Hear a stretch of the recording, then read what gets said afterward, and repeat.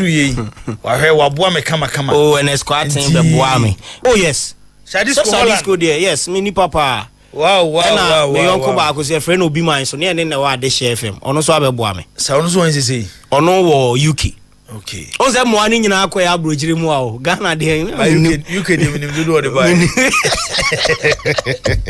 You can follow a bar on pepper. But boss on my idea. About chefo nyina opomo nim sika sende UK for. Omo share down for into so ala. 500 flat. Sir, omo bi na send free Ghana na so man. One Ghana kwam. Omo no benya o. 200 flat. Omo send you no masa your voice no tattoo actually. Omo nim ska send you. Yes. Oh, omo nim ska send. Nyame ya domo a. Me ba jo Facebook room mo ankeka nyo mensia ni na. Amanfo start bisa me say mo Facebook. O meaning say dem da. Because messages ba me phone so.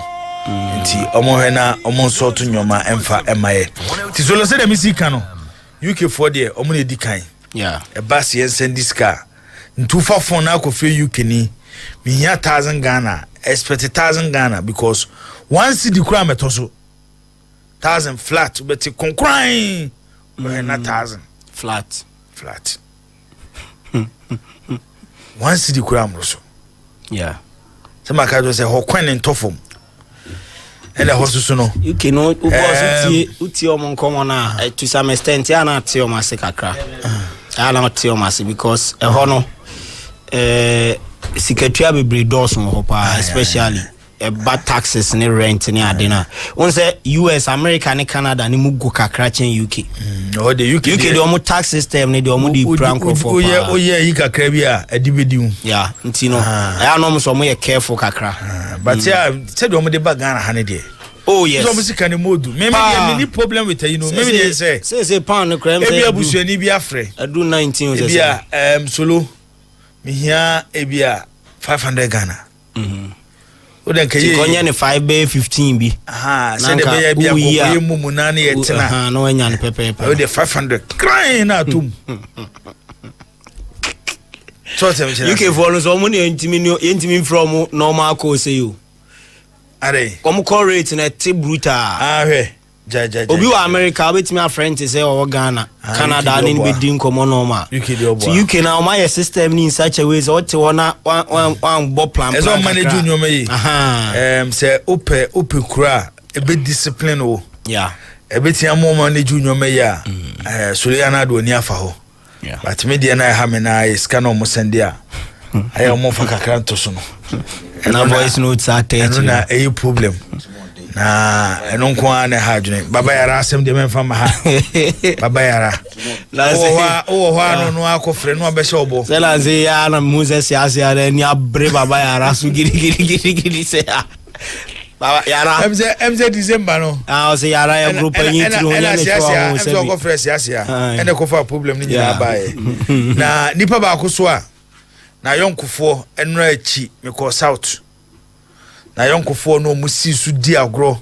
efiri nkura brem ebesi ni mpanyi breso oma na namfofo nsa si fom pa Starboy Starboy se wutie ana wo hwe ya Starboy no okoye wa chi obi skada de o namfofo a omo ewo south a wo no musi so firi nkura brem ebesi mpanyi breso a panyi breso de kwa abochire yeah omo se memfanto anim se kwadwo unsa chi din si bronya kura omu ku aponche eno mo fro so kwadwo aponche de nka fa ba ko beka ho UK boga de be ba se omo so mo boss a se fa ba ko beka ho Starboy omi wadwuma mefrɛ mo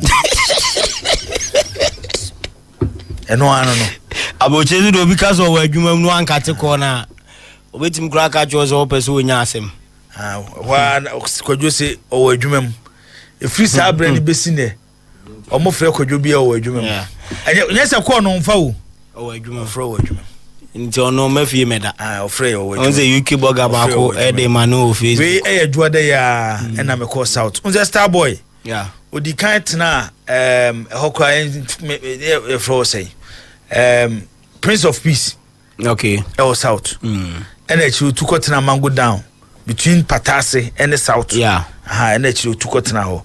Omunina na complaining. Inti Starboy. E pa chawo hwe na fro na nfofo no. Yeah. Ene onuanu mo na ye bibia kama. Kojo bin say, hey Jibo, what has UK burgers done to you? Pounds are difficult to come by rough. I say Kojo no dey nyina ya ja tumu ha. Yes. UK there. Na me anum no crane. Nyina ya ja tum say pounds there. But don't say almost tia say almost sika na wiase nyina emodu ana. Ozai. Na omo ka sika na emodu. Pounds ni emodu pa. Sika na emodu. Yeah. Sika di emodu pa. Emodu na. Minister Nana nse oko Canada no si solo. You see them a peka krego from so pesca no ma send $10 Canadian. Now $10 Canadian they say no to impo. I say 2 million case for kodidi. No 2 million. Eti yebesa mamu nyina akwa ba na am obi bia dwo ba bia mo bia. Nyame ya adoma memeda ebei eye Solomon Kata. Memeda ebei na solo ene onuamo ne nabusuafo omo ekwa akokra omo maame echi nti solo eto ne nsa e de afre adofo ne ejamfo se memeda ebei ewo eye sechiridumase Seko City eho na solo maame eye no ebetimi akoso nti nyame eye adoma memeda yenyina ye ka bom na yakota so se medem no ye hye na wie in CP oh bebe ya kan in CP se nkrofo bibra omo frame striker o me say so okay se Saturday mo be ba me oh obi aginem tin hye ni CP nti we ya kan wie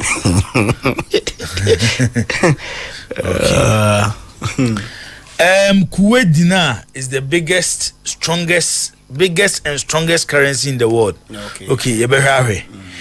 No, Nana Adams, Nana Yedase for your contribution. Andrews La Liga Aqua, I'm watching from Asqua. Yopo Cleaning Ventures win for Barcelona. Barcelona 3 Inter 0. About your no winner. No winner. No winner. No winner. No winner. Wham nebai. Oh, messages no ha. Quickly, my man run it through. Okay. Be what me be. Yes. Offer you for Facebook winner no winner. We boss member Alexander say Arsenal 1 PSG 2. We say Arsenal will win 3-1. Nana Poku Ntotro, so we say Samuel Arsenal 2 PSG 0. Adam Z Tofik Arsenal 3 PSG 1. Solo good evening. I'm Reverend Desmond Owusu Ansa on the Okakotoko game no asem. We say Arsenal 2 PSG 1. One Fani Diama. We see PSG will shock the Gunners by 2 goals. Yes, from Yawachi Greek Junction. We say hi Promise TV and Felix from Tema. Arsenal 2 PSG 2. We say Alex Ansong Arsenal will beat PSG 3-1. Abraham from Atonsu Arsenal 2 PSG 1. David Arsenal 3 PSG 0. Arsenal 2 PSG 0 from Amehoho Emmanuel Achiase Chips Compound Western North. One also Eddie or the buy no boss. We say Juaya Nkwanta and Zima George Arsenal 2 PSG 1. We say Arsenal 3 PSG 1. Tunchi Konongo Benji Ashtown Arsenal 2 PSG 0. Arsenal 3 PSG 2. Kingsford Atta Mills. We say Arsenal win. One Fani Diama. We say PSG 2 Arsenal 1. From Ernesto at Ahafumim. Arsenal 2 PSG 0. Prince Sampo for Chronom. Atabedusi Arsenal 2 PSG 2. Arsenal 2 PSG 1. Philip Emmanuel Apia Arsenal 3 PSG 1. We see PSG win. Ono Tronisa Wamfani Diama eno by way of messaging.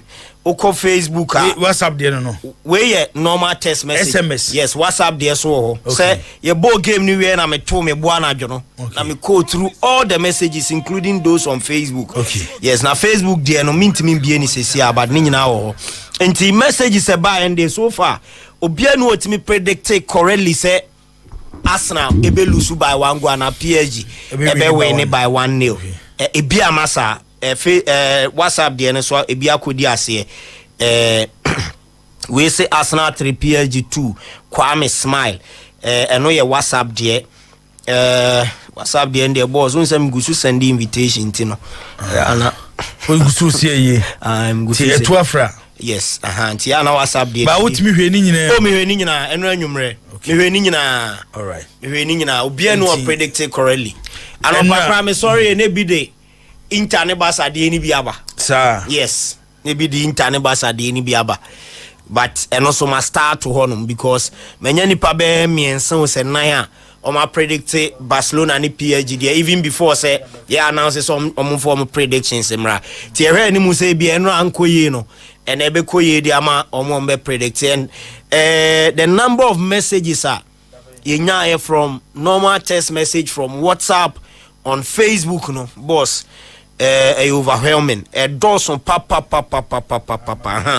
we saw aha Arsenal to PSG 1 we is Sam afina menya the WhatsApp ni bi Abanga Tevez Arsenal 1 PSG 2 Arsenal to PSG 0 Prince Sample for Abedi Arsenal to PSG 1 we say Thomas Ano Arsenal to PSG 1 Bright Koforidia Arsenal to PSG 0 Arsenal for PSG 1 Kofi Ima original entino messages are never ni na boss na dodo na ekọ for Arsenal few ones are omuka say PSG win no omanfa Koresko bi anto okay na omom call Koresko for PSG no so PSG winning all right based on prediction so enya 1-0 no but nipa mienu ni nya 2-1 and aba kunya 2-0 for PSG okay enti enra Arsenal and PSG game no yenya obia utimi predict the correct score line nti yebekone Barcelona and Inter Milan for score line bra ubetimi e dia for Facebook ho Promise Radio 102.7 Promise Radio 102.7 ubetimi dia for SMS and also WhatsApp no line I use for SMS and WhatsApp no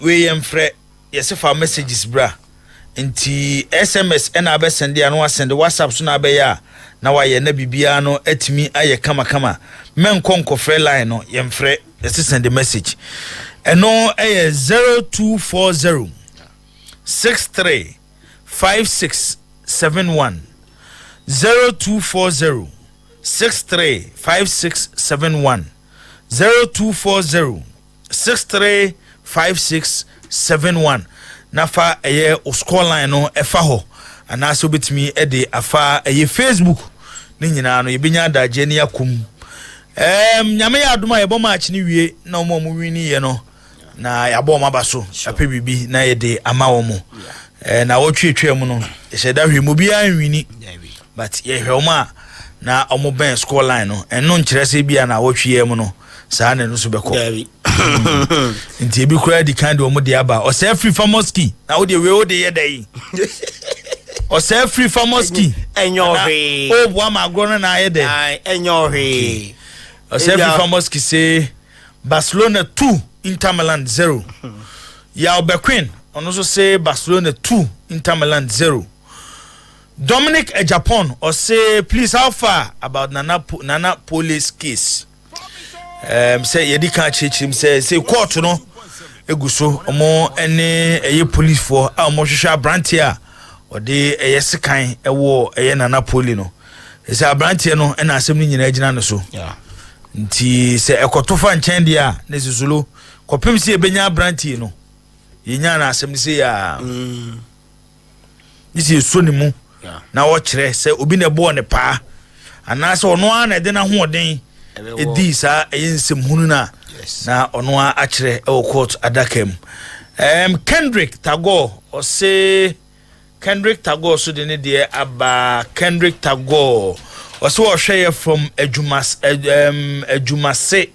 3-2 for Barcelona ono so de a o de aba eno no Ata Prince e di Grand Bassam Côte d'Ivoire anasa Abidjan eno de aba o say Barcelona 3 Inter Milan 1 nana kwasi onzo say Barcelona 3 Inter Milan 0 ubetimi edo score line aba ni nyina na yebehwe na yehu se di bestimi esi akọ solo edi ewura manone na afi nsem ewa manone no solo abomoden edi eguo edi amaye owia Clementino the darling boy begina dwa na afi onu nsem ewo fie nyina no Clementino edi eguo edi amaye Clementino wia abedwafo betena se na afi ya papa ensem ni mu kopem se ebeka simadu amana bonu nsia na ye bie line no edi ato number no 0536161607 and 0201941461 usu ebeni du abetimi afre na wadwenkyere awo no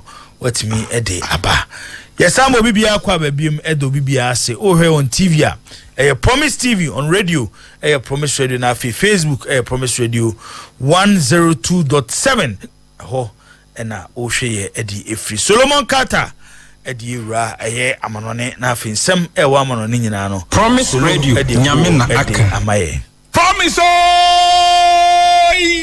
Welcome 102.7 FM. Right, enti yeshe amanone nsem na se ede free Chelsea Bobo Kono asye na ewia Chelsea announce ese omoni Dubai based property development company bi aye from Damak womum assign contract I say Damak and ebe share sponsor edi ama Chelsea Bobo Kono until the end of the season. Anyway, a 1 month contract at Chelsea. Sign with Damak Kesuko Dubai. Woman a property development company. Entinka Ghana Hana Omo Musisi estate near the day Etonton Sase any honi amano Sajuma Koi and a Chelsea Jomo Akodomo Dubai. Say Chelsea bo gamer Ube say to say a down TV so Damak and a good Chelsea Womum Ejesino and so any more season and their contractor Chelsea and Damak assigno and ebe tumi aba na wie ye na fe next season o ma share sponsor foforo eno de free ho enso eba e wo Chelsea wo mum eboboko no aseye what say Carlo Ancelotti and Brazilian national team wo ma din commercial say there waja tum so kokochi omo na unim say close sources I ben Carlo Ancelotti e report say crazy offer be every Saudi Arabia beshim best 50 million euros and a Saudi club omo amboni di ediaba esenka Carlo Ancelotti emra Saudi na ome coach sa team no ninya ne so mo gidi ese coach no e pedigree any stage our coaching mono say timi be Saudi hon me beboa ama league no publicity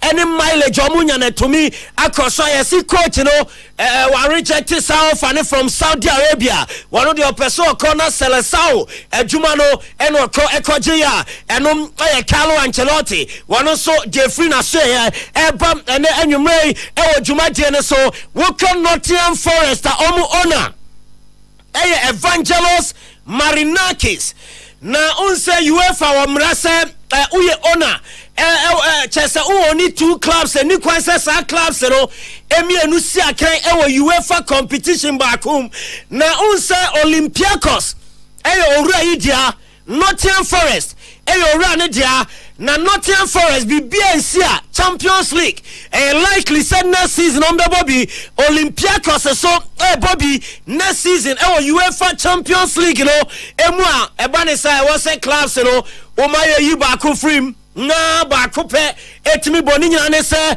single ownership for 2 clubs you know enya je wo say si akan UEFA competition yes ya ora no afrana juma ko ni nyina na omo bae no betena ase no se o say de me withdraw every me position our company house na sa position our company house eso no na owner ono ye financier ono ye bankroller no sa company's house no na Olympiacos Bobo Kono eso esa Nottingham Forest Bobo Kono eso nti say de o say wanu nye owner biem enfama company's house no enti eba ne sadia na say clubs ni me no ebetumi asia kan wo UEFA Champions League next season wa bro no 18,000 ownership de ama company's house wo enso hesa clubs ya ye de eno so nsem no ejin emamo wo dwumadie ne so Man United atiasem de nyina ne say ne our club on training, last training, final one.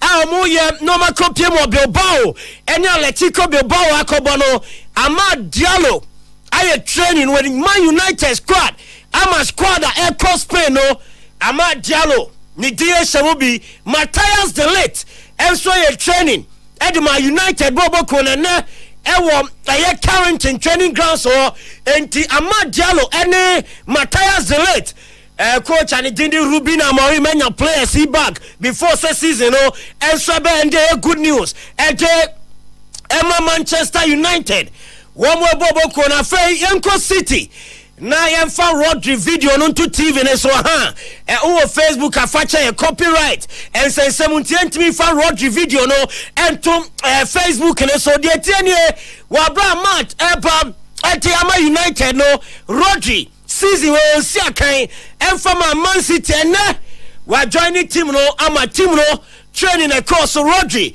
etimi training no at my Manchester City say they be to Tom in the next 1 or 2 weeks Manchester City betmenya Rodri back ama no abesi akan and so the Man City Bobo Konanim say City ram FA Cup final no amone Crystal Palace ekobomu quest for top 4 and so mu guso mo ye ho adwuma Rodri back into the squad ye je no so nsam no Ediamo, we got Tonamosfe, we Bobo Konmene, and Postikoglu, Eddie James Madison, and a call pre-match press conference ahead of Bodo Glimt Gamer, Etoja, James Madison, NSC. Nkrofo cancel players any boko chinabro 1% players any percent yesake and Postikoglu etino every tournament for bobo konimo James Madison or see we are behind the manager 100%. I think he's a great man. And he's out to baby now keka as a players any mombo manager na James Madison was your players in there. Ya do mo tai coach na Chipampe. Mo hwa ni musa nema e be 10 diamo na Europa League. Wo matumi age AJSC o mo nan so enso reporter ba SM Douglas Lewis. One in Nottingham Forest and Kobo Chiche no akwa ni mu papa. I'ma say Nottingham Forest and a front runner Senka Juventus wo mo midfielder Assemble no jinemu debie bunuane ade oba Juvenfa ama je say the person sa koninchi na Nottingham Forest and LG race no eso mo ebenya Douglas Lewis na waba abebo etiamo mo aba summer transfer window eno so nche bie ewo Europa ye je no so nsam no eje emamo Atalanta Bergamo wo mo so announce ese nyame ya adomo next season woman a new kit sponsors enti Atalanta jersey no enya de omu she Joma ni biamu se Joma ero omu se esi o makan woman New Balance area a New Balance from 2025 2026 woman e be shase akete Atalanta Bergamo Italy and also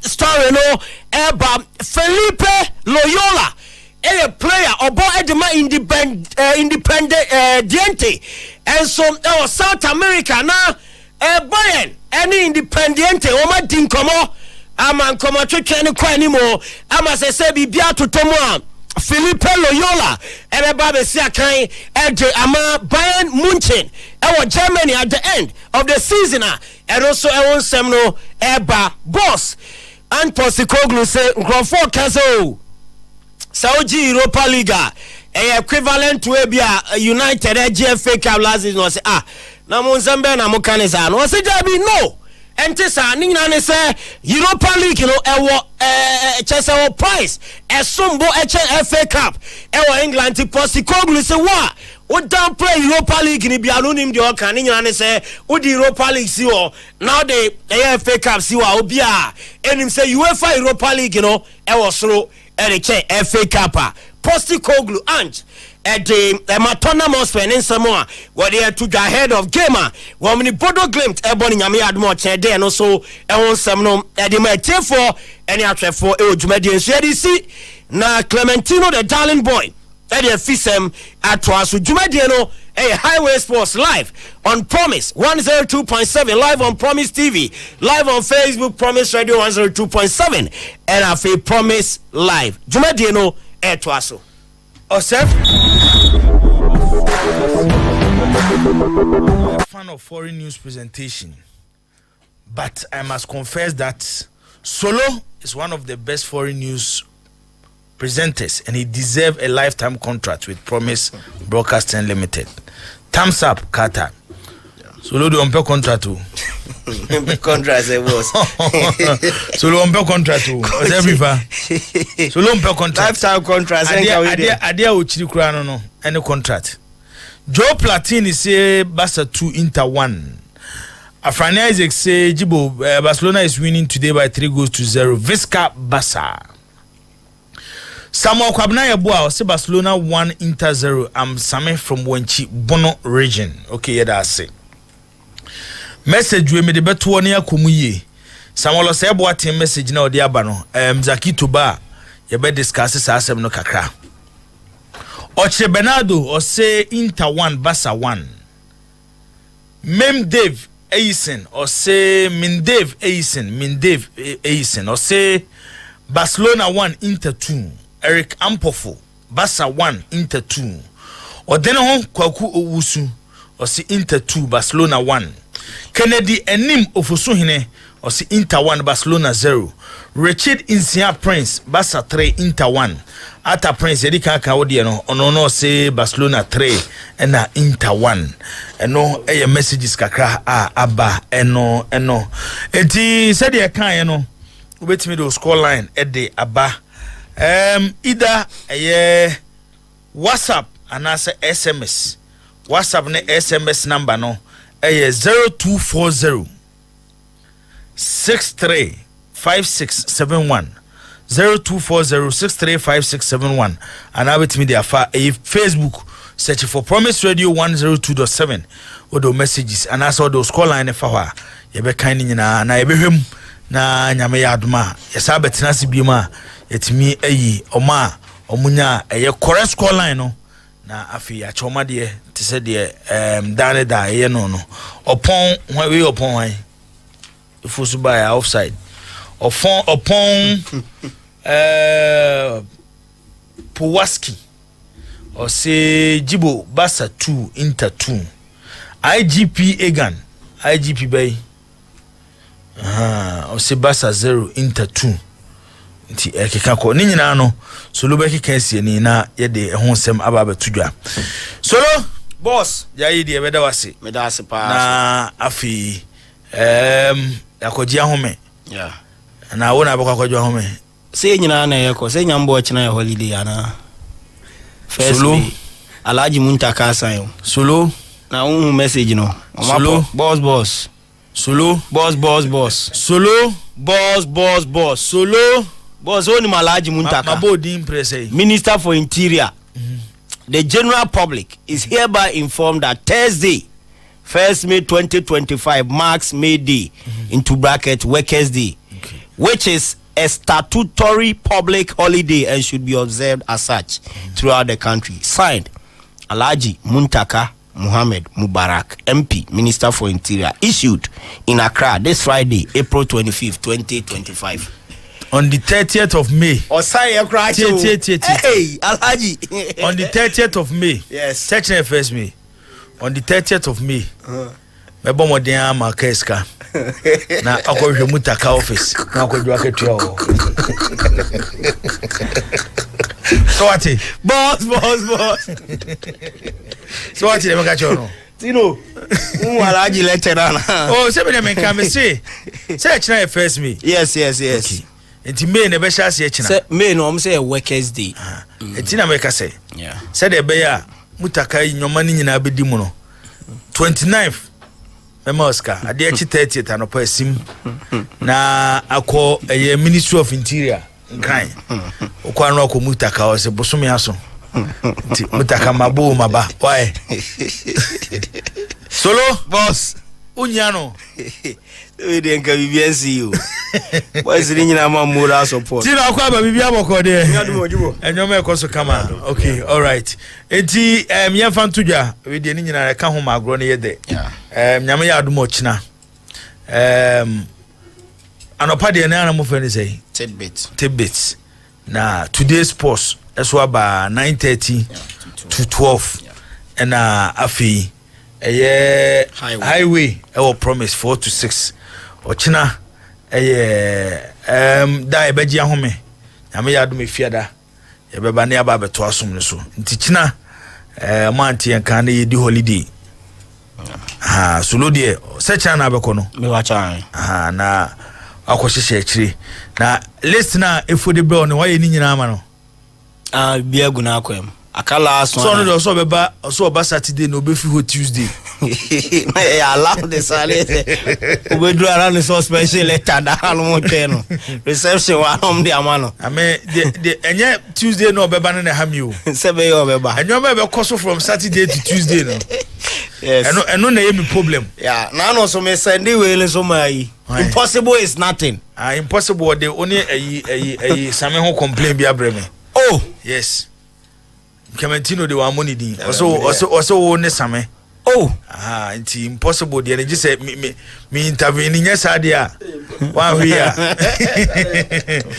everybody impossible is something we there ya mishia na achew pa bia nam de I know hu na no apachew impossible nya happy and asem crowd dey no want asem na shi impossible sir asem pa na me ka chew no asem we ne hia asem ka ba maka chew nti upia impossible na upia na ma on same so ndi yanku na wakeka mu na so mu nyina na omabo double gate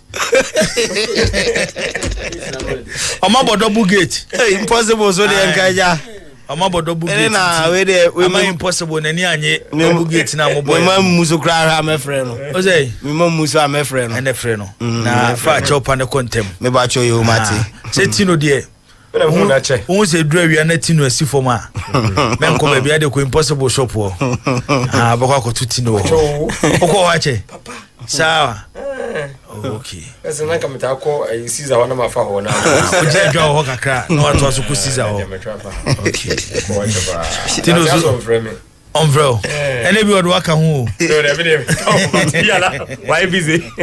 Some many solo about double gate. Any actual. But omo munim double gate no mabo na mabete hu dia ma. Eti solo boss. Nyame ya aduma china okwa oni nyame nko. Me ba cho yo me da se pa. Me meda so. Ye adwuma ni nyina ba beta wachi. Me pa cho yo. Na bibia so akwa kama. Sikrom wa emfa na ye ne beba so. Ye ne wa himfie no nchen wa. Himfie no nchen wa. Okay. Seco City. Yes. Cheche duma se. O se emfa kwan be ne so de na ai kama. O se the cars ne dodo na anam ahinkru kwa aman ho no twetwere no abesi enyina su ti enyina su to Seco ne de be 5 minutes drive. Okay. Yes. No wadu. Yeah, no wadu. Okay. Ube ura Seco ho na ye musi ye no ene hia kwan. Hia kwan na okọ school park. Ayeda kru no ene ahimfie ne yo sit say. Okay. Ebeba, why? Ona na ese. Same, why ready? Na beba say messages bi beba. Ebi a plate mo no bi ma. Oh, ebi aba. Aboafo ni bi. Obi a wo ye yi a. Ma form planning committee wo so ma. Ska be to phone so anu akon anu ato. Mo kan je planning committee. They say I'm a planning committee members ne bofu. Ai ga. Omo de sapan na bebo yi no. Ebi aba. Se na na maka ni nyina akire. We kura misa kan already so. Okay. Oh ma enipa ba ya bo chairman amane. Chairman of the committee. Chama akumia na chama akumia so na enemi nam ono nso de oye ya anu ba solo na enemi si we ama msi we se o de me nam chama akumia nimsa me ni ekula o de me nam chama akumia le ekula yanko o za for wi ya pa kakra na ya ba se de AC Eco na me ko Ghana Football Association unse 2020 mu and omudi program product 9 at the bay Joshua de na dima ko trepa no catch them young referees na no mugidi yesa mfaso abaso from 2020 no de baye no we ka ya at the age of 13 to 16 years and omucho mo sa omu referee hunim de no matete omu giram no mu dia na just mo hunyanim de no mo de bank kranka no mo se na no African School Football Championship Ghana dima ko tre den ni nyina no se yenya Adongo Angelos Akurugu and Edmond Ofoi Tete omu nyina no boys competition no ko gyina mu etimi etoirem na yenya Sofia Azuma ene Cynthia Asadam omonso no girls competition no omonso ekere omobobre yie pa na akugu de ne de na a grand finale no na kese eno no omujama no between Senegal Tanzania and Azuma so ekwaye assistant referee 1 ever third place game no mu a Brana Morocco ne South Africa airborne no and almost to date 150 young referees and yeguso ayetitu omu a emfaso no eguso but nationwide obia no be chance enya so emfaso no mo se de be kra be hu no obaka yi women division 1 league yes ombo modem ekodi bi playoff no mu DB regional coast league no omabo modem etim do mawura ho regional division 2 and division 3 ho nyina no matom edo mapete division 1 league super cup na nu ye die mokai and MTN FA cup and also omutimi edibia omose ombo abaso no omuntimi nya Augustine Fuga ewom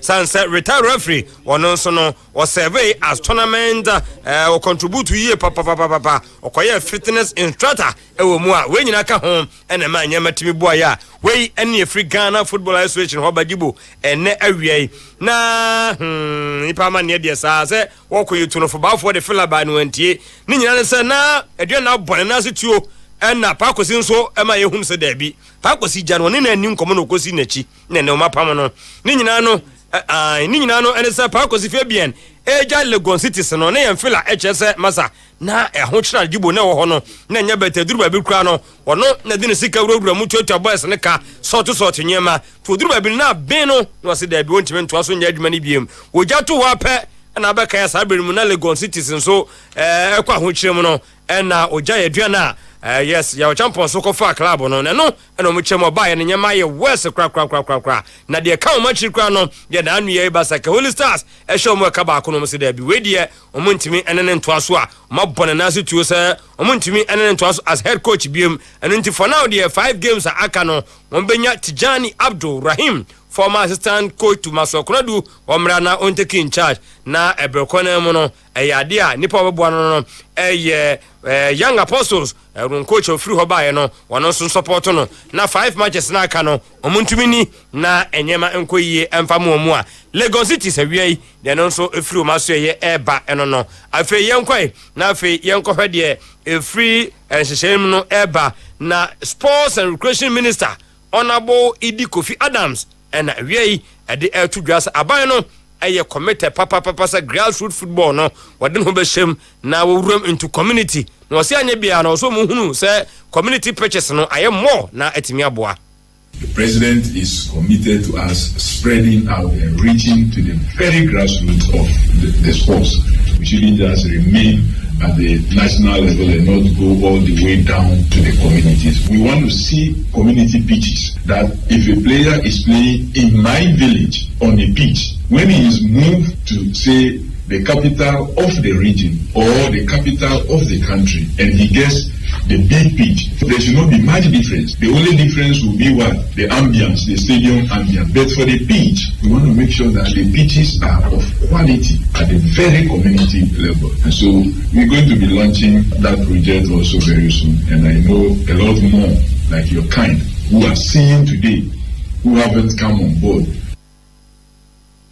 Yanko yenimoi na yede no besuo ni ahwe big game a etodwa na Kobe Jones di obaka na nomfa koma enini die no jibo okeka nsem ye papa na Kobe Jones say house any kotoko match no supporters no ebobi papa na ba bia duro no so mu nyina esori na kotoko atena mo ne so jeso ache has ne kotoko match no supporters bopa nti I was here sorry kotoko atena ni jeso ache the last time I kotoko saying league match e wa Accra State which was Accra 102.7 FM say Accra yen transema omo me say Accra because they say our league records no protecting that is what we want to do yen nuanu mo struggle now no mo ne dia na go bi omo say Accra there keeper na ozenka ye probu no ba ne no ne ye hwe ye ne omo game last season omo cross Accra Sports Stadium we dey home ko omo say e no omo so home san say nti omo nya double over us this season ye call a last minute go be a share, Bebini and Tiasia, and the almost will be. And we wouldn't sit down for them to have another double as Debbie. And then I has no, and that is what we are doing. And I think, say, even the coach and any team name, or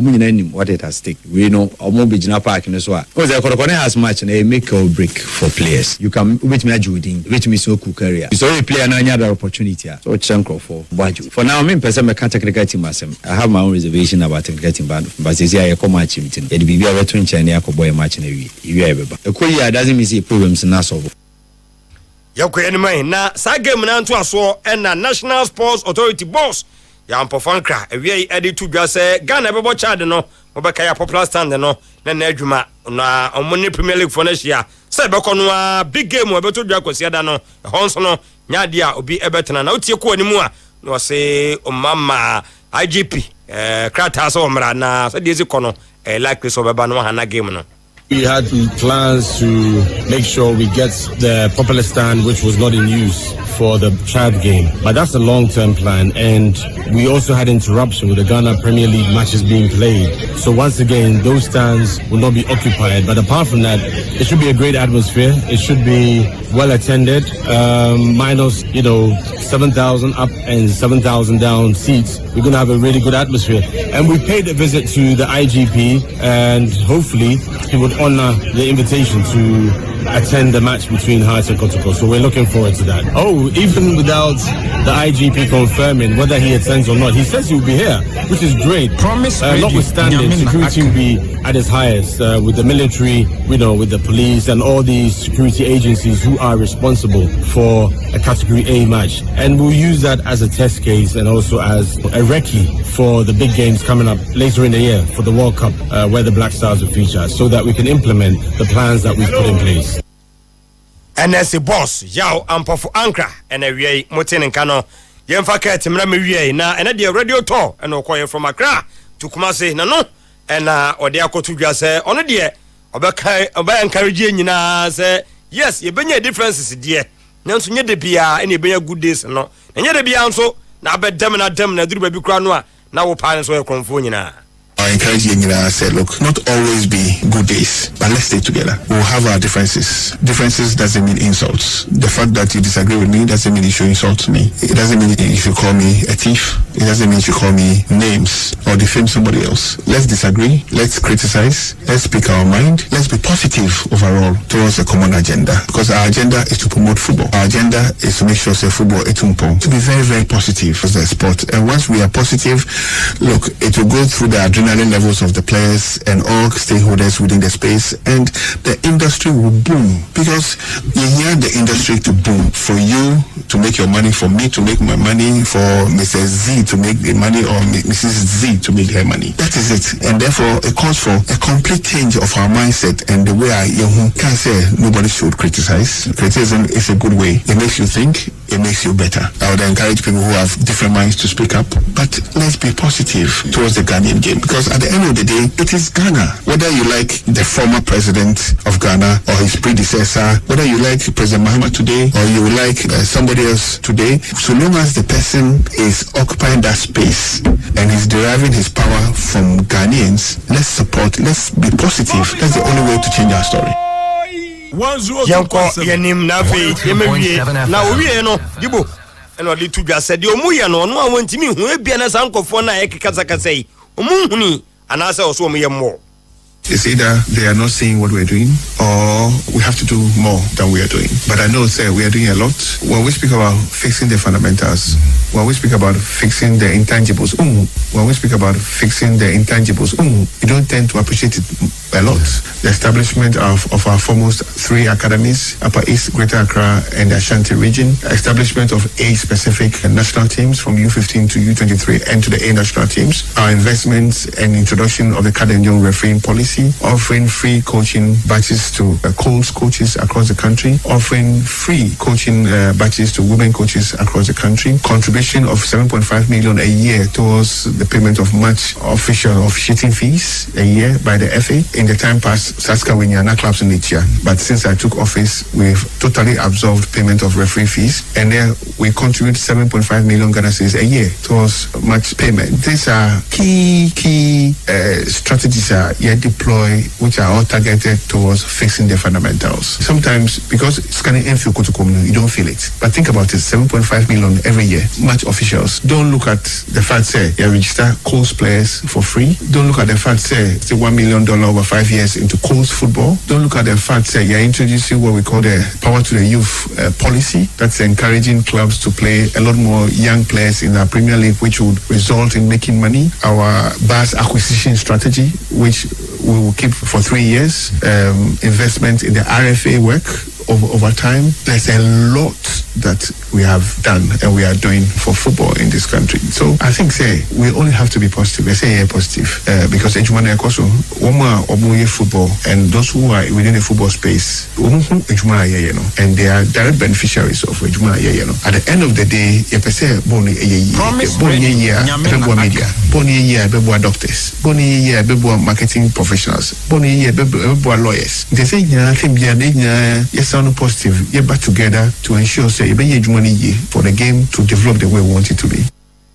Jibo na yen kokro bia unsa na no meka say league ni di o money hwe hop papa but league no ye wie na ye be fiti another season asia I was a technical structure and bibia feel kama na ukọ Hamza Obina na ye den san say ohwa yonkofa da woni chief of staff secretary entem no a na was osiesi na chi na obinim jonku kwade be cheso nti nkomo no koma IMC do manu tomu a me check chesen nkomo no look positive say ye wie season no a ombehra Hamza Obin so dia makotoko now omawura media man so Isaac Kamako ahon so no mo hwe no se na jaw omo ball na so tuo no Isaac dia no so wono so ebeba dia metie ne se no so look positive and finally Hamza Muhammad so no so ebeba na afi wetimi abaye adwuma no a nkomo no omafiti ase edi ni nyina nkakra ni nyina no ekora ni mo ogidi se yenwe league ni de na coach si American na together with Eribe Queen omo nyina abeka ho na technical structure no aye kama sama ka cho se de abesie ne se ogum ne 3 months akatua no omo na ka se June ending kusu na gibo na nya betesa sanse coach ka say masa ma give compensation na wi a monsan kan ngum nsem nom so de masa pressure was system no mu na we no nya yemfon so Dallas won so na kofa baaye nti yensensan contract nti waje atum se de June ending gibo de aka chire bia no kotoko e de ebema prosperity ogum na chese asomdwe aba already na jawo no mama kan de e chire din no bia wi a ne nyina no se de Accra eno mo hwe ne mo so mka kopie on Saturday na game no etumi abaswa gibo ye no ejina krobia nso ase ye eba na wi eno no 102.7 FM promise sem wo fie nyina na Clementino ede aguo ede amaye yenhwe messages kakra aba na yento adwumadie no eso Adriana ba Saint Mark or say can somebody please ask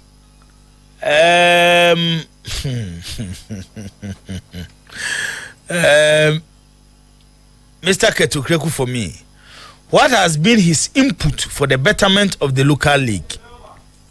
He only thinks about the national teams since it's the only place he can do friends and cronies call up.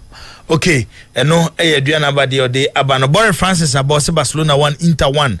Abena Fusia or Barcelona 2 Inter 2. Prince Yonsi, good afternoon, Mr. Adu. Please find out from House of Folk Management what went in with the ticket pricing for Sunday's game against Kotoko, and would they assure us a better performance from both teams after paying that money? Prince Young said no their house management Steven Latte or say Barcelona 2 Inter 1. Adwa don't call say I'm watching you live. Inside and say for me I'm Wasti today. Barca will dismantle Inter by 2-1. 2-1 dismantle. Okay, Alan Kwabna Bed was Barca 3 Inter 1. On also the our day Abba and no. Zach, you show message we. Odi eno follow Nana Poli. Wonya ne baby ko. Eye ne issue ne pa. Na the last court sitting no. Mo ebeli victims ni bi no. Because lawyer Safuduku ka say the same case na koye say the pana wo deep on nyame aka ono na say police ne court hia no nti say yenya no still omko court. I mean kai the last time omko court after the the Safuduku making that pronouncement honestly I don't remember so omako court biom after that interview no and name the date omo joining case date omo the share okay say the issue about say young omunyang right case ni mukra and see ampo no court no because all the evidences that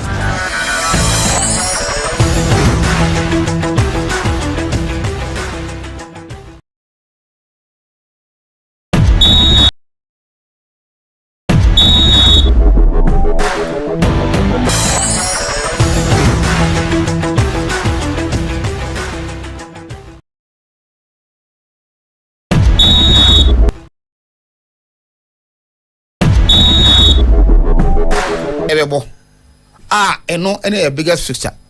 Oh, a system no so betimi e dey cash in bibi kakra. You see the point? Every time because I bear with them because all be omoje has ordinarily league match omoje saying. Maybe I said 30 cities and that stuff. So has a boss anti kotoko. The biggest rival in our country. Na say omobo na ade 30 you go 50. I don't think that alarming. For nice supporters the shoes. Eba Bako Stadium watch games. Ujina baby or mujina na will you pay that amount to go and watch based on areas no more complaining? Me no more agree 100%. Me no more agree 100%. But I also feel say the omo complain no say we bet ma correcting no. It comes with sika. So another field is almost bet me I don't support kakra dia kon. Nta na make a say ye ni other avenue be supporters contribute to the clubs. Except that to be supporters now free say if I see a coach players not ADB. But elsewhere a part of a supporter's life. So we contribute to club. Et omo other avenues are omo contribute. Et senye get fee krana the supporter nim say at the end of the month say them tia at the club no. Oh, it's an old complaining about gate 100%. I agree with you. But here, no, apart from gate, there's nothing. There is nothing. I don't know. Supporter. Say ready, yeah. Wow, we're establishing. So when you investment, I'm an attractive. You will not get listeners. That is true. That is true. So tell me, what I say. It's one who do at the end. Only the first point of making the brand attractive. Say there be a better supporters. Good. And say brand in attractive. Don't expect supporters to contribute. Also, this teams has been around all this years. We are forced what team no. Of us to players. Be gum. What team bars or to JC. You say you tiaka. Then who support and also pay team no. What is your also contribution out there? So any direct who compare radio to data any direct comparison. No, may compare business establishment of business. Any comparison me awo ye wa manoneng. These clubs are attractive. As a supporter, tia £70, £80. E dey akwa go hwe gamer. Yeah. Ofu say it's worth it. But it didn't start this way. As nothing we do this level. It wasn't like this. It started from somewhere. And almost started no. And I'm kakan diaba. Almost started. I dey kwa for the airdrop it. And I know my supporters you seems to speak for the supporters. Fine. Yeah, all right, most of the time issue bar supporters say to me without asking them what also contributions are. Yeah, that's the problem that we have. Supporters free say because we are ball into at all costs. Kotoko players from outside. Kotoko Belgian league. Kotoko say. Yeah, they are not Hong Kong. Yeah, it's because what I say. When I did team nationals and our team the audio, the team is a product. And now all package it to sell. So one package at the end year, nobody will come and buy it. True. And you need to package it well. True. Said the bear also be a man for Momato. But to them, the Buffy said the little that they can do on my the little that they can do on my so they will need a push from also officer supporter open. I don't think all tongue are there. Only a quite be obeying, you know, a do a baby on the crack home. Say also the contribution every team boy a push teams no. And I think that I make can say yes. So we be at the end again. Say across for the popular stand 30 Ghana cedis. It is 50 Ghana cedis. Or increasing by a certain percentage. I was true. And you normally you expect to take a record like a crabby. But you also free say yes, this is a game about trust no matter what. Say I trust you and you attractive. If you ever cost you Makoya Kotokone has no. Oh yeah then ya a baby season no. And the bay nipa a caucus here. Season in other Kumasi or Accra. But who be kind? You see the point? It's almost take advantage of the side. But as to say almost ever invested here, that's what we are all calling for. Okay. The investment is very important. So what we invest no, you put in money in order to attract those, you know. But out to the level where I be satisfied, it probably do no subjective. Zach, also you know the bigger problem we have here is in figure no. I say obi has been son of time ya opabia. Depend on the match na opese obo no. Or say na meji we, or say na meji we. Elsewhere it's not done like that. Say oya Milan supporter season ni nyina no nim say Milan ball local Inter Milan Juve no obo no fio. So obo Monza o and obo Genoa. The figure ye be start season na no. Fix the end of the season. And what talk tikita and now what for the akopho obo. It's a fan like ye be start season na no figures number. And tempo no season tickets order tempo no I no omunya discount tempo. From what you buy on the match day but on match day na ankasa.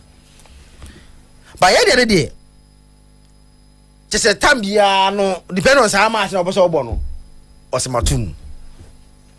Na me hwe Liverpool this season or more ticket prices now. And I think going forward, this is what we should be doing to improve our system. 2.7 FM. Understand behind the ball. And the Liverpool for us or more the main stand. Or more Sir Kenny Dalglish main stand. Sir Kenny Dalglish main stand or more different colors or Anfield Road main stand, Anfield Road and so on, Anfield Road. They say a bar ababesi cop end nessa and the money na do what be the omoye. So you're junior. I want to believe junior should be between maybe junior and minor because there's another young junior but I say your young adult that will be the minor age, you know. Junior near unkola pa unsa abroche mutara mano ko stadium ebi are from age ebi are 4 5 6 7 8 9 10 bi omo 9 so you free. Oh yeah, you have to pay omo 9 ebi are 9 pounds Amford. Say 9 pounds, you know. On air for power because I know enka sitting there ma omo sika no ne o de compare na yo ntinka fa ne senka ha nanka Odo o bucket to a bank o 9 cedi pe. You so you know. Enti hono so odo akola to a cost o 9 cedi pe and they fix stand bi obeko bia no o 9 cedi. Enti onim se Liverpool bo 19 home matches are. Now obso ko hwe ni nyina. Ne ba na o stadium no. Obetu 9 pounds pe. Enti no the 9 pounds times 19. Not 29 the money about not in the baby. It's not fair to Liverpool. Na kanani yanko omobobo yi Tottenham yi. Coronation game. Support omo who beat was Anfield more than 30 years ago. Because when they won the last league, no Corona ntina omo stadium. So man to be an stadium anko jubilate. Eti Liverpool supporters are more Anfield no. The last time they saw omo team no say edge trophy na yeji ni e wo Anfield Park honom no in the say late 90s honom no and who be our Amford. And those can and Ghana say, ya almost say, Tatian, a about drawn by a league in tea, Mose Omotum. But only yes, because the figure is fixed already. Then over bar prices need be yeah, age over 65 and above. Almost some kakra. So age 65 and above. Some because an adult, for example, our Liverpool main stand will pay adult between £61. Meanwhile, age 65 and above, no main stand area 45.70. The all can in Azaki 20, but baby, I issue no one say Liverpool no one ya walking £60 yes kaketwa. What the buyer ha? So often is 6 times even 1,200 Ghana cedis for one game. Anka kotokone has nyese de esi atutu ye football asia. Anka na VVIP no wan anka GCS kan kra na kan sheda nyi news. But the issue is clubs me no attractiveness no aba form. Inti the supporters ne complain say looking at the standard of your ball ne no. Oye fan na otiwa ye get fear ba e dey na etwe omo akotua SS can to go and win the game. All I'm coming about Jibu. In the first place 50 CD for Kotoko and has game popular stand based on ka teams no profile and a broma bono and anka so early those days now ko players Ismail Adu money and na nka park on like a cool chop scanning case okra. But today what the 50 city ever go here as be money Kotoko place ya bi ya munam kroma se ya yen shede hu bo papa bi o mabo kroma se en ukutu da kotina ewiem. The problem here na the importance don't say udu kotina ewiem ahwe sa ankrofo we with 50 cedi. And on opportunity course ebe mu no economics be ka cha no nti afi no o transfer no o opportunity course 50 cedi am ko tina ewiem akohwe sa bo we e bia 50 cedi o ko fe kire wa meaning bottle sa mo to ne ya so when I say 20 dia and opportunity course bebem club actually and or 20 to be say 25 we have 25 ko to be 25 ah e bi a chinchinga 25 se to chinchinga e case ka so mai so wa ko trust no ko enjoy di no so no kon baby oh no e wi amono e wi amono that is 1 2 when you child a year akuli system e dey amano o tie nyum e dey kan ho obe hu dey sada trash obe hu na fine girl ya be for ho Zakito so when you kan ho bi e dey na kan ho obe hu na fine girl bi so na fine girl ya be for ho na wakunye like ko wakunye number o encourage sa anyo no ni nda bi ya dey boss ye eti we dey no matina boss ne enti no ye chechire mu keke so wakuru ni temperature watie nyum kwawe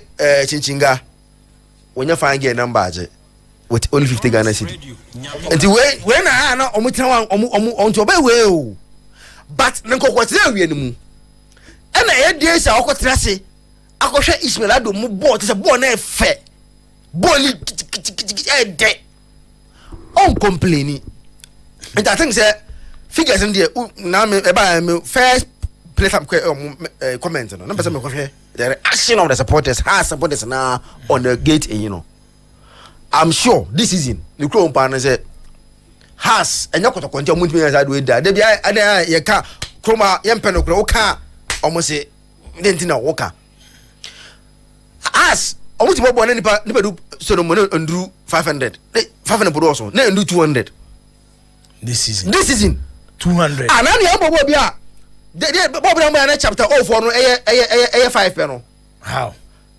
o sa video no e bia na ye nyan start ebo da bi ni bobo na as am say go kura na chapter enya possible say has be bugi omo nya ne 200 Oh, Jibo, me say e be a league game this season. Flipper 200. 200 manya. How? I don't call. It's attractive. They are not going. Oh, we there. Oh. Flipper 200. Me say 200 no mundu. No omu twa VIP session e beto. Say VIP one na omo to kakra. Nti na amana ko 200 no. Omu 200. Omu 200 because o hwe baby a o say house e bo match a. I say o de Kumasi. Baby a be papa ye ayi. Amokom. House e bo match a baby a be hu ni ba omo to pa ye. Chapter 0 for ya omo te no. Gona omo be gu pa e chijama. Na chapter 0 pa ne pen do 5 for ho. Na ero hosem. Enti do sa say joya. But they are doing so because they know say ayakotoko. Enti ayakase kotoko no so a. Yen sa so na kotoko so bo mo match sa. Omo ntimi ntu omo gate film ti say omo share house. Omo Kumasi. Kwade omo ntumo. Me ka so omo share house so omo tum. Omo tum. Na be say omo na omo increase. Omo cha no mo je. Da bi. Omo increase.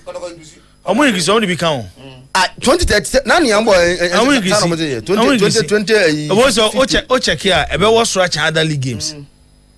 The time check because na ni am dem sa no mo je Kumasi.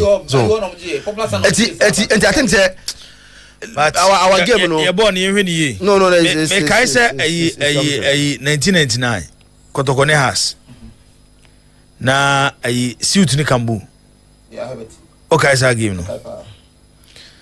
Captain match no just wo hwe how that time Kotoko wo hwe has. That was Herbert is in the second season. Yeah. Oh Kotoko.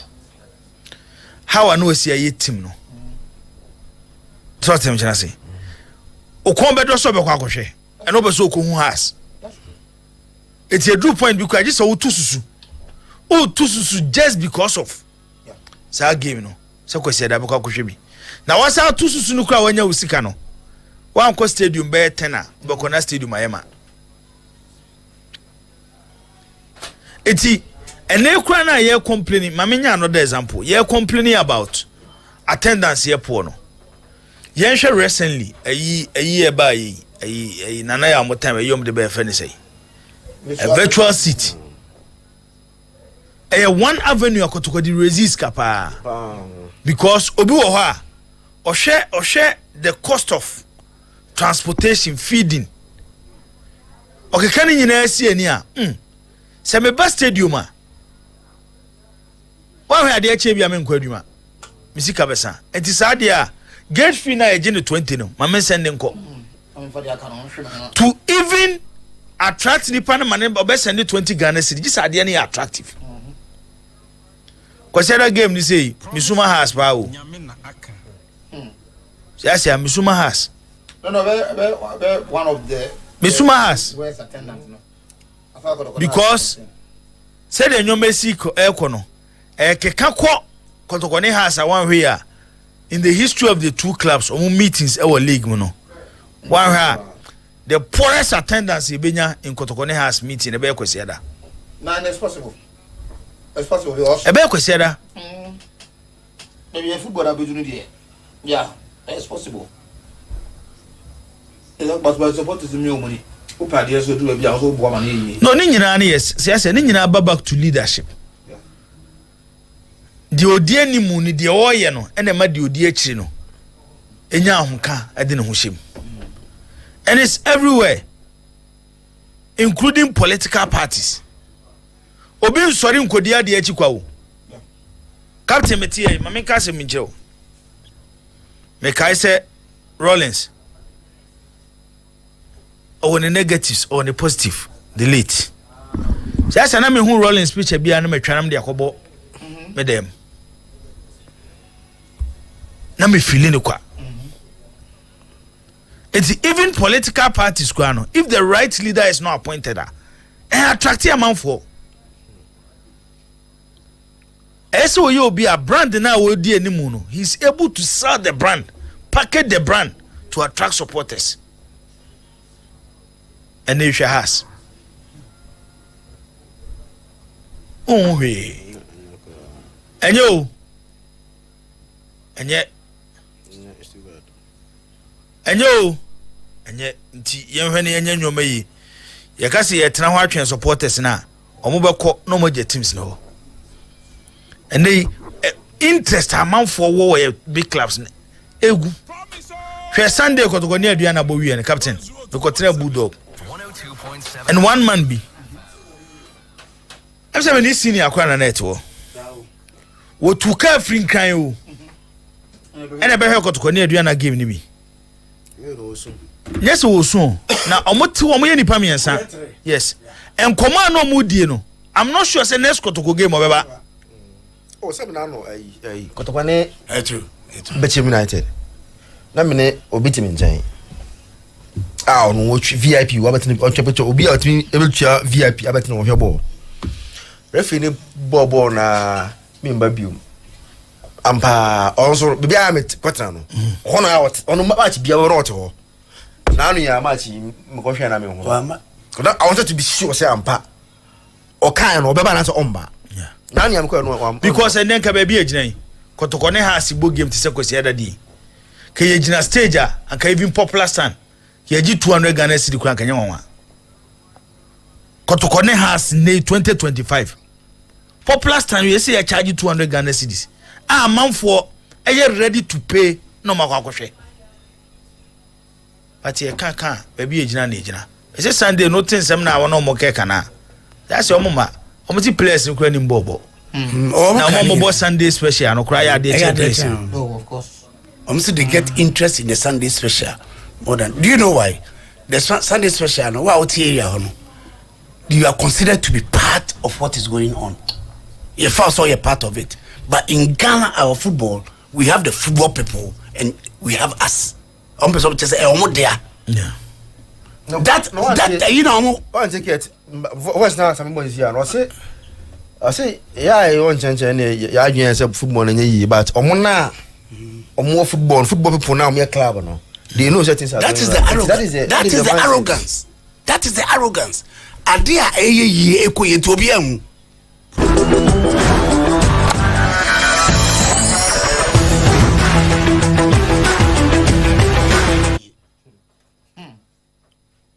your football yeah so where are the people ko football at the papa bia di pawe enti away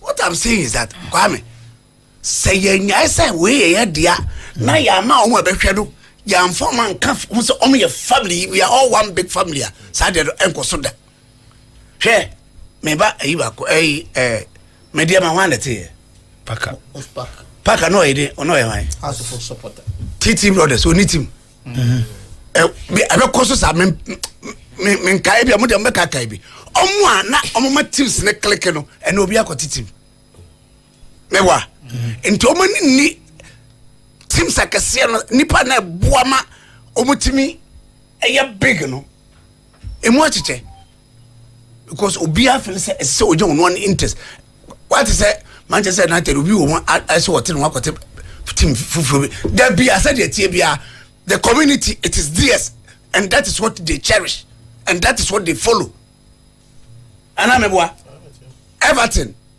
okwa Everton mo Liverpool meboa emu achemienu we wo ha almost no they follow it in total nko ba bia na ha de ntimi nyebi because they wo bua no kwa say won kan ho unye football person yeah you want to make a chance me kan wasem na omo na anya wasem ye kan che na ye nya ye boda wuro ko so won kan ho na wa obere me wa so Kwabe on to say sade manani me beti asem me mu say obia kota bibi kakra bia nipa bia ye de boa no important and that the person should be recognized no say ya na beko it will continue to sink and no mama ye kwa na nipa bufu me boa mo ya boni ya nipa baba what did you know mama me say ade bia ya attract oba de wo fe no na attract mama yeah so address ya hey mama do you know one funny thing oba that address o kwa say ngagwe no mo de are wa be kan so kwa say ko fuede so ko mu jo so no ofe ade na efa ebo bi abebo bi ebeto you understand what I'm saying? Adenefa obo bi abobo bia no ye beto ya ma ni ma nyina ye it so attract me players crantna and attraction kosa and I walk a clan I want some recognition you move no say yes one Ghanaian player be about one of these African countries when you offer called Tanzania it is reported that get you closer to $20,000 a month and I'm so what Tanzania everything I start doing okay so must have a per capita the Indian you see the point as so and transcend it and my bottom am Debbie what Ghana what is happening and you know serious Burkina Faso for I have a try place ako is what me and also want to go and find Ghana unless as a mama kwekwe bobo Burkina ampa oba you know sisika obo Burkina so 1 season to 2 seasons no nya no ne carry akrobobo wanya says can yenu pa the issue is ye kromo ha no saade esai na oka nipa mpeso beji atum and then get here ye kan Sunday kotoko ne house gate fees no and I rate no anka yesen ke ye kan kotoko ne house a popular stand ye je 500 Ghana cedis this was where a gamer so who see so as a football fan you don't want to mix they build the back cancel gazata me flag it tarka hu yes they build the back cancel so nobody cares so be a man in the business so tell me say now first no kotoko ne house bebo a chese wo kra wontimi ntena kan say dey ade bia ka wo ase ya wo pane ase ya wo pane ade bia ka no ene ya ba bedru stage senior ya ba bedru stage kotoko ball league game na se nipa be 2000 3000 kwa yesi ye ene de omba you 2000 stadium no kakraka yes ene de omba you ya gia tum se ye nipa 3000 on Sunday na Zito born first game I was convinced after the managing some but now I thought to say and will be Zito kotoko changes coach ko who say kotoko supporters all these years now every moment be na more patient on coach Ogum na you see the point and now the coach was becoming unpopular every now and then to come you now because you to buy with the interviews are not granted here any renewed strength be and what they aba now I thought say people supporters on aba so me instead of me coach na main reason was that me confess say push and I went there and it was the same I was wow to say that in there say flat we need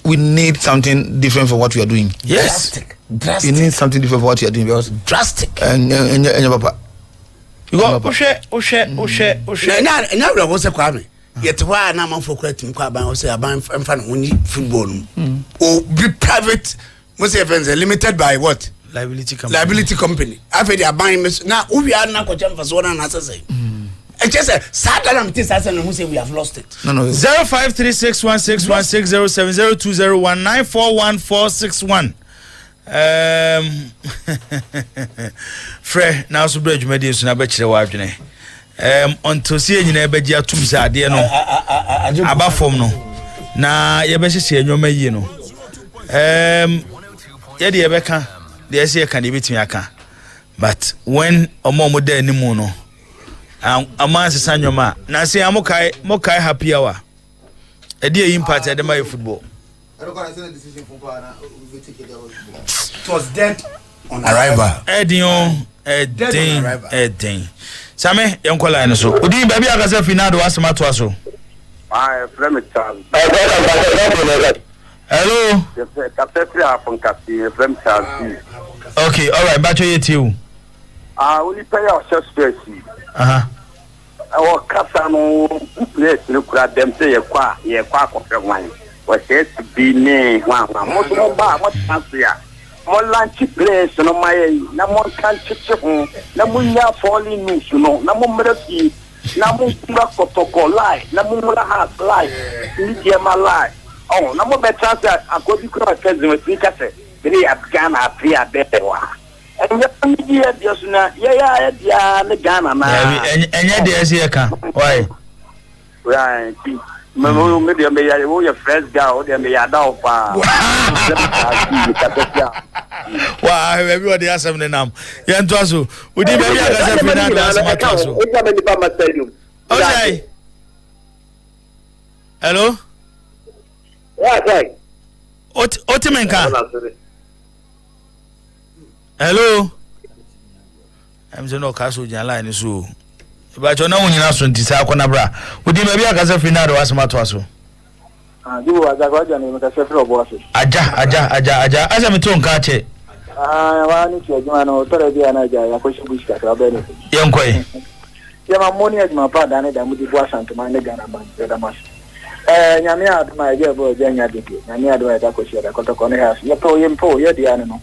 Now, the Abaqua, I say a friend in Super Master Porter. I hear Tim Sinimi in our Pialus in there.